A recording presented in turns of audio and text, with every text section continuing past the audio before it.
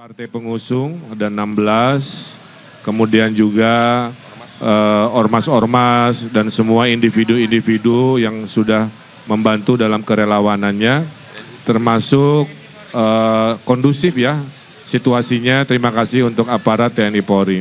Nah, kami di sini ingin menyapa lagi warga Jakarta di sisa waktu ini untuk mengingatkan bahwa pasangan Ridho memang banyak programnya ya, karena Jakarta memang banyak masalahnya. Dimulai yang paling dasar dulu, kita ingin membangun hunian-hunian terjangkau sesuai tema malam ini, ya. Juga meningkatkan densifikasi rumah-rumah existing supaya lantainya lebih banyak sehingga orang yang tinggal di kota bisa lebih banyak. Selain hunian baru di atas pasar, di atas stasiun, ya, di lahan-lahan pemerintah, jalan maupun sungai. Kemudian titip kepada para ketua RT yang tadinya hanya 2 juta akan naik 4 juta dengan uang kehormatannya. RW juga sama, dari 2,5 juta akan naik menjadi 5 juta dalam bentuk uang kehormatan. Sisanya yang Jumantik, Dasawisma, Posyandu, PKK, LMK, Karang Taruna, FKDM juga akan dinaikkan dari 250.000 sampai 500.000-an. Semuanya sesuai dengan kebutuhannya akan dinaikkan. Mudah-mudahan ini berita baik. Selain juga tahun depan ibu-ibu Jakarta, bapak-bapaknya bisa nabung karena sekolah gratis di swasta akan mulai dihadirkan. Kemudian kredit tanpa bunga berbunga, tanpa agunan, itu juga akan membuat UMKM di daerah-daerah akan semakin meningkat. Dan yang teristimewa, insya Allah tidak akan ada lagi pengangguran karena kami sudah siap menghadirkan 1 juta lapangan pekerjaan dengan konsep kota global, konsep ekonomi kreatif, konsep pariwisata internasional. Mudah-mudahan ini bisa dihadirkan sehingga program-program kita luar biasa. Kemudian juga yang ditunggu ibu-ibu, saya titip ibu-ibu ya, tebus murah, sembako murah itu nanti akan rutin sebulan sekali supaya harga terjangkau. Jadi sudah sembakonya murah, sekolahnya digratiskan, kemudian KJP dilanjutkan, anggaran para pengurus wilayah juga dinaikkan, termasuk rumah kita akan renovasi rapihkan, ada anggaran 50 juta per rumah sampai 100 juta, sehingga nanti kampung-kampungnya rapih, ya, tidak ada seng lagi, tidak ada kardus lagi, semua akan rapi oleh program. Inilah kebijakan dari pasangan Ridho untuk memastikan golongan paling bawah itu kita lindungi, kita bersamai. Nah, tentunya juga program nasional ya, Giant Sea Wall Pak Prabowo kita akan sukseskan, kita akan sempurnakan.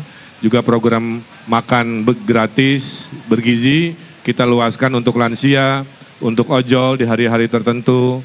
Kemudian juga transportasi dari zaman Pak Jokowi MRT yang sudah sangat baik, kita akan luaskan Transjakarta sampai Bogor, sampai Bekasi, sampai Tangerang, Jaklingko-nya sampai ke ujung kampung dan lain sebagainya.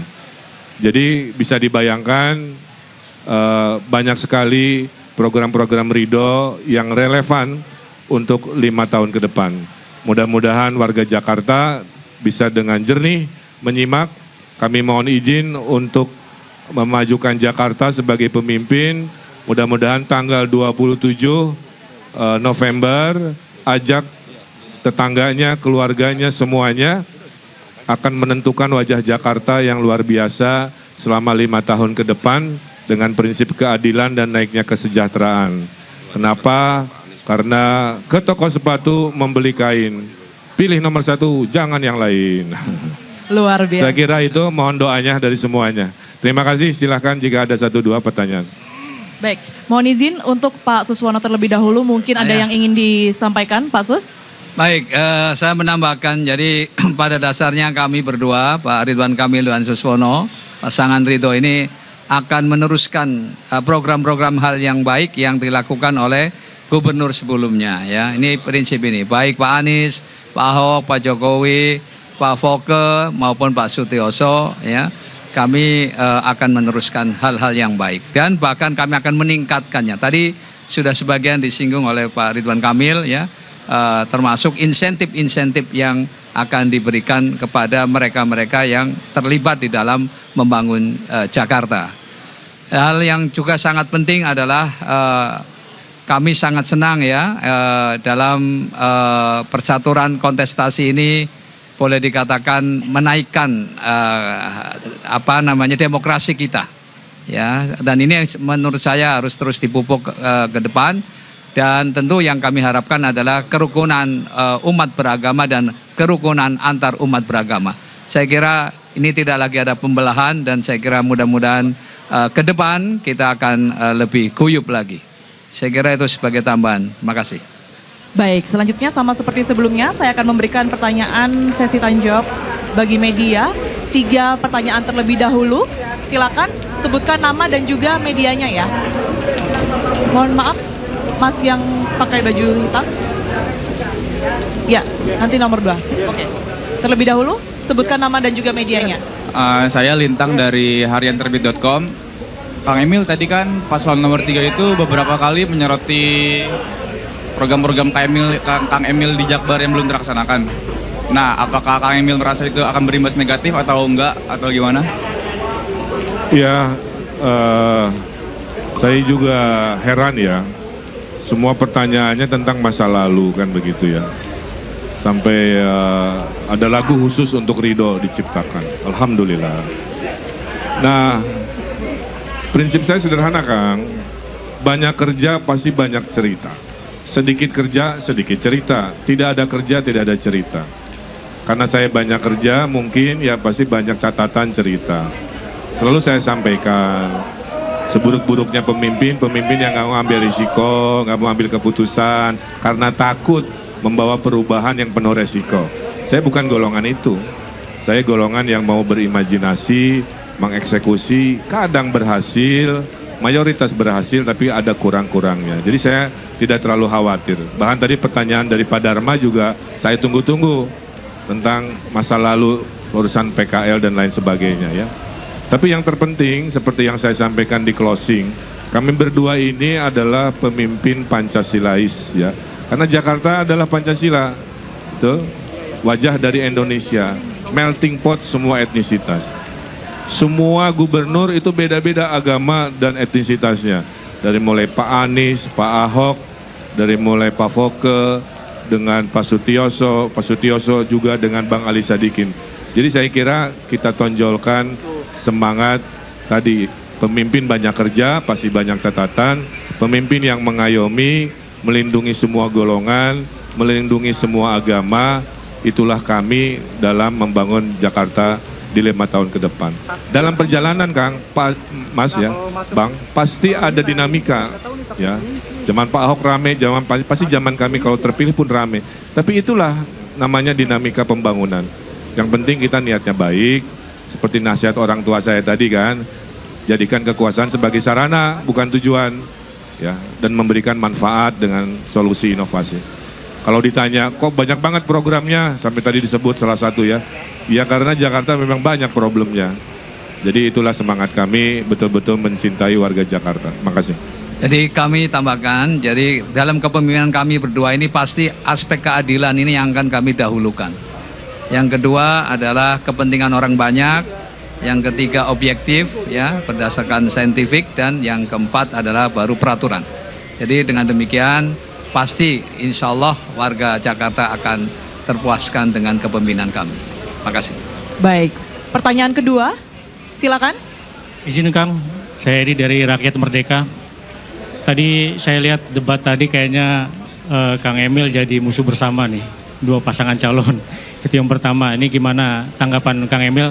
Yang kedua, dua-duanya menyatakan bahwa imajinasi pemimpin itu nggak penting. Tapi menurut Kang Emil kan memang visi itu kan harus berimajinasi dulu kan, baru diwujudkan. Ini gimana Kang mengenai tanggapan itu? Ada sebuah buku ya, bisa di Google. Apakah Indonesia? Indonesia itu adalah masyarakat yang datang dari imajinasi. Beda-beda agamanya, beda-beda etnisitasnya, beda-beda kerajaannya.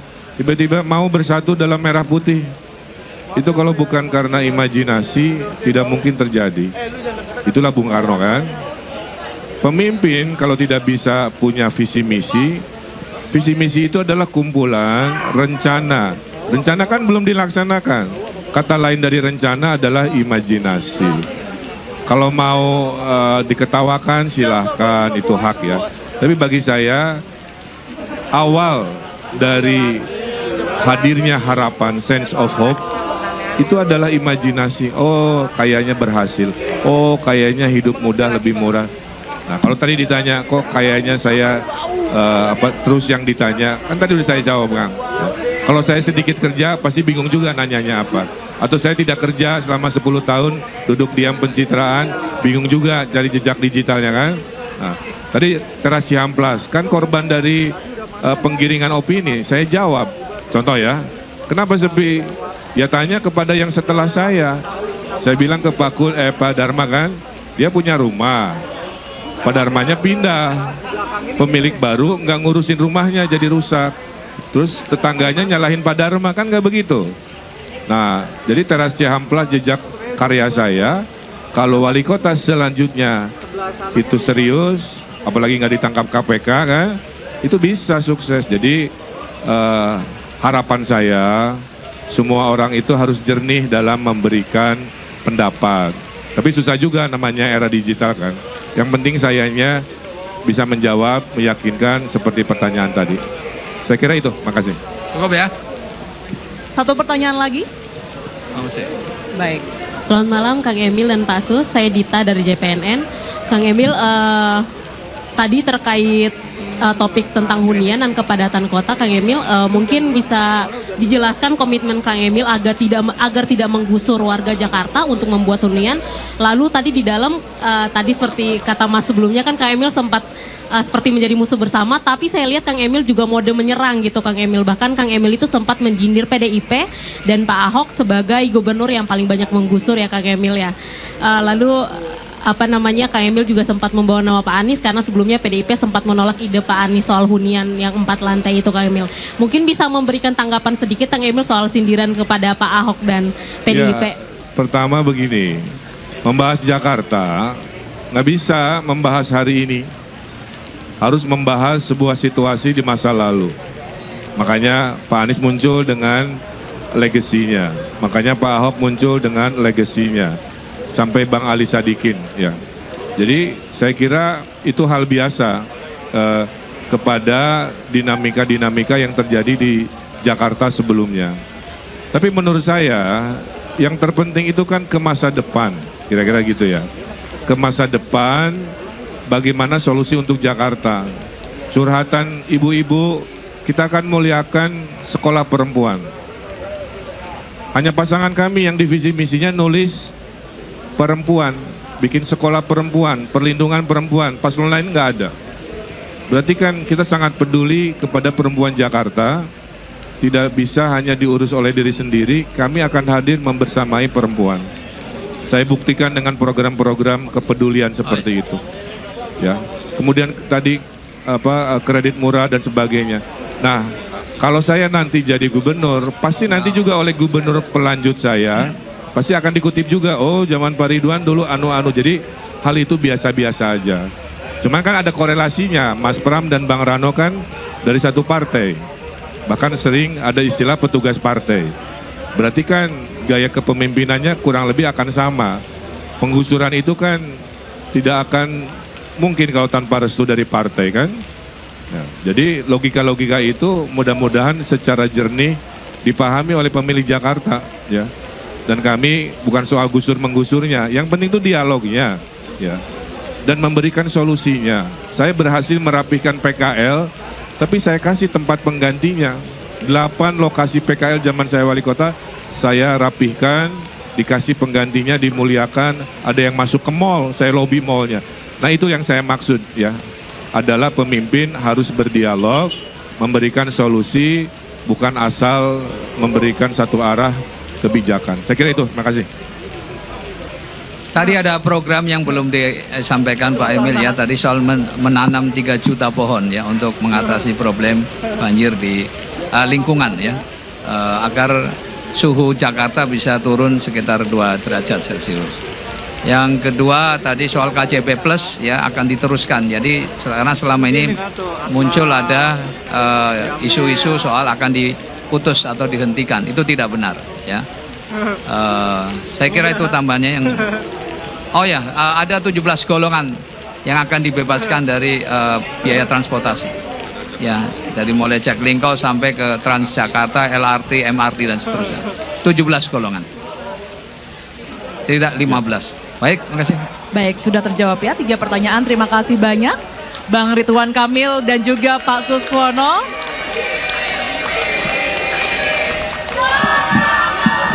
Baik, sukses selalu dan juga sehat selalu. Terima kasih, selamat beristirahat.